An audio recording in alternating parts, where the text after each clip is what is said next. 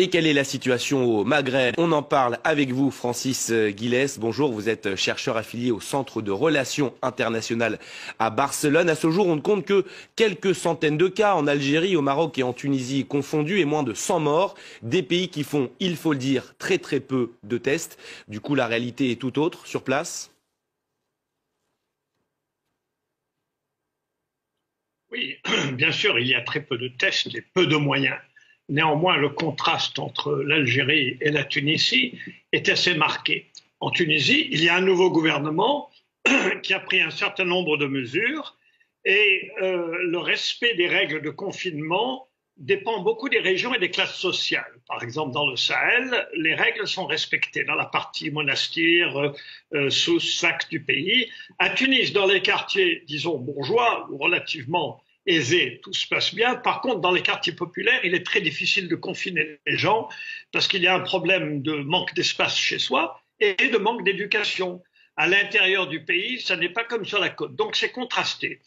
Par contre, il y a lieu de noter que le nouveau patron de la Fédération des chefs d'entreprise tunisiens, l'UTICA, a lancé une attaque très malvenue contre le gouvernement, l'accusant de faire payer trop de taxes au secteur privé, venant de la part d'un homme qui n'a jamais dirigé une entreprise privée. C'est complètement à côté de la plaque et ça ne contribue pas du tout à aider. Mais je dirais que l'État tunisien, jusqu'à maintenant, ne s'en sort pas si mal, surtout vu les arguments pour créer un nouveau gouvernement, les difficultés politiques et la faiblesse économique relative de la Tunisie. En Algérie, on est dans un autre cas d'espèce. Pour illustrer le propos, je raconterai deux histoires. La première, c'est que la compagnie chinoise, la CSEC, qui construit la grande mosquée d'Alger, un chantier de 10 milliards de dollars, a envoyé 450 000 dollars d'aide à l'Algérie médicale. Et où est allée cette aide? Directement à l'hôpital militaire d'Alger, à Ain Naja. Donc ces messieurs, en haut lieu, s'occupent de leur santé et se fichent du reste. Deuxièmement, il y a eu quelque chose de parfaitement abject la semaine dernière, c'est qu'un avocat qui était emprisonné au titre du Hirak, maître Karim Tabou, a été libéré. Et puis dès qu'il a été libéré, on l'a réarrêté sous un autre prétexte, sous ordre d'en haut, et il a fait une hémiplégie. Et donc, il est dans un état de paralysie. C'est absolument incroyable à quel point ce président qui a été mal élu, puisque les trois quarts des Algériens n'ont pas voté pour lui, maintenant manifeste une incompétence, un mépris de la population qui est très frappant. Je voudrais revenir sur vos propos sur la Chine. On le sait, donc la Chine est en train d'aider notamment les Algériens. La Chine peut-elle se servir de cette crise sanitaire dont elle est sortie pour développer son implantation sur le sol africain ?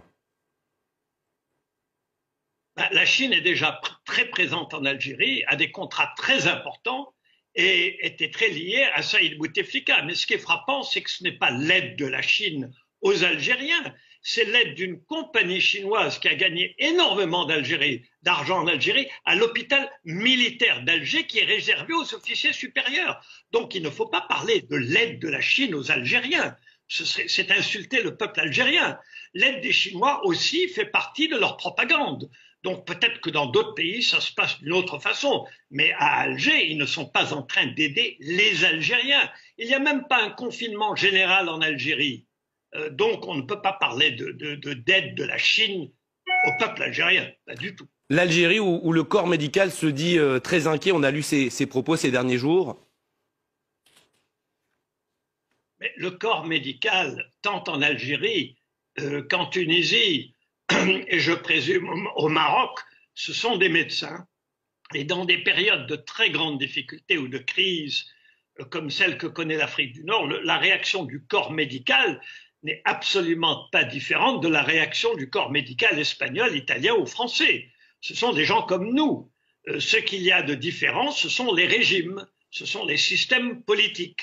Or, en Tunisie, le système politique est peut-être bancal, il est peut-être affaibli par toutes les argumentations, la faiblesse économique depuis quelques années. Néanmoins, le Premier ministre fait un discours il y a 10 jours où il annonce la couleur, il prend des mesures. Ils ont fait par exemple une erreur il y a quelques jours, ils ont fermé les marchés de gros.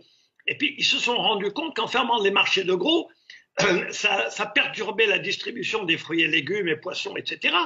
et donc que les queues étaient encore plus longues que d'habitude. Donc, ils sont revenus sur leur décision et ils ont décidé de réouvrir les marchés de gros.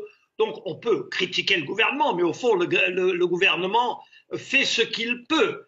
Tel n'est pas le cas à Alger, où le ministre des Habous a dit il y a une quinzaine de jours que le Hirak, le mouvement populaire, était affecté par l'étranger, façon de dire qu'il y avait quasiment un virus, ou que le ministre du Commerce se balade dans les marchés d'Alger il y a 2 semaines en vérifiant le prix des pommes de terre lui-même. Alors on est dans une situation complètement grotesque où il n'y a ni gouvernement, ni État, en tout cas pour la majorité des Algériens. C'est ce que les Algériens retiendront de cet épisode. Merci pour votre éclairage, Francis Guilès, sur France 24.